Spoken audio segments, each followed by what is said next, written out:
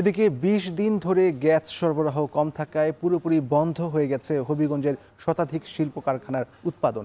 শিল্প প্রতিষ্ঠানগুলোর দাবি, উৎপাদন বন্ধ থাকায় প্রতিদিন বিপুল ক্ষতি হচ্ছে তাদের। বিস্তারিত জানাতে হবিগঞ্জ থেকে যুক্ত হচ্ছেন কাজল সরকার। কাজল, গ্যাস সংকটে শিল্পাঞ্চলে ভোগান্তি কেমন দেখছেন? শিল্প কারখানার মালিকদের প্রতিক্রিয়া কি জানাবেন?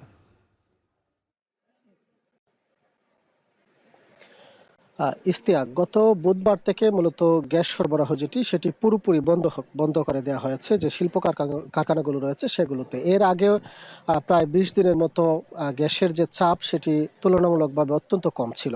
কিন্তু বুধবার যখনই শিল্প কারখানাগুলো প্রায় প্রত্যেকটি কারখানা, যেহেতু আপনি জানেন হয়তো হবিগঞ্জে বিভিন্ন ধরনের বহুজাতিক শিল্প কারখানা রয়েছে, যেখান থেকে উৎপাদিত এসব পণ্য শুধু বাংলাদেশে নয় বিদেশেও রপ্তানি করা হয়। ফলে এই যে বুধবার থেকে এসব কারখানার যে বন্ধ রয়েছে, ফলে যে কারখানা কর্তৃপক্ষ যারা রয়েছেন তারা মালিকদেরকে ৩ দিনের ছুটি দিয়ে দিয়েছেন।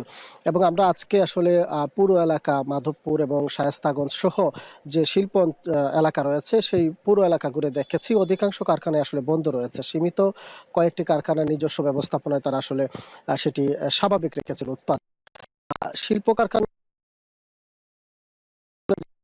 যে ১৭২টার মতো কারখানা বন্ধ হয়েছে এখন পর্যন্ত এবং দেওয়া হয়েছে। এবং কারখানা কর্তৃপক্ষ যেটি বলছে, এই যে গ্যাস সংকটের কারণে তাদের কারখানাগুলো বন্ধ রয়েছে, এতে তাদের আসলে প্রতিদিন হাজার কোটি টাকার মতো আসলে লোকসান হচ্ছে। অন্যদিকে তারা যেটি সবচেয়ে বেশি শঙ্কা করছে সেটি হচ্ছে, যেহেতু বিদেশে রপ্তানিযোগ্য পণ্য এখানে উৎপাদন করা হয়, ফলে যে পণ্যগুলো আসলে দেশের বাহিরে পাঠানোর কথা ছিল সেই পণ্যগুলো আসলে তারা সঠিক সময় পাঠাতে পারবেন না। এবং এই সংকট যদি আরো দীর্ঘমেয়াদী হয়, আরো বেশি সময় হয়, সেক্ষেত্রে যে চুক্তি যেটি রয়েছে বিদেশি কোম্পানিগুলোর সঙ্গে, সেই চুক্তি আসলে বাতিল হতে পারে এবং বিদেশের যে ক্লায়েন্ট রয়েছেন তাদেরও বাংলাদেশের প্রতি আস্থাটা আসলে কমে যাবে, বা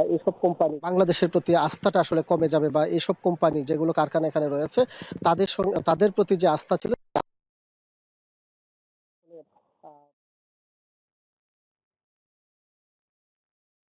কথা বলছেন, তারা যেটি বলছেন যে মূলত গ্যাসের সরবরাহ যেহেতু কম সারা দেশেই, একই সাথে বিদ্যুতের যে ঘাটতি, সেই বিদ্যুৎ ঘাটতি পূরণের জন্য বিদ্যুৎ যে স্টেশনগুলো রয়েছে সেখানে আসলে গ্যাসের সরবরাহ করা হচ্ছে আগের তুলনায় অনেক বেশি। ফলে এই কারখানাগুলোতে গ্যাস সরবরাহ এখন পর্যন্ত আসলে করা যাচ্ছে না। এবং তারা যেটি বলছেন, এই সংকট সমাধানে আরো বেশ কয়েকদিন সময় লাগতে পারে। তারা আনুমানিক যেটি বলছেন ৩ থেকে ৪ দিন লাগবে। কিন্তু সার্বিক বাস্তব যে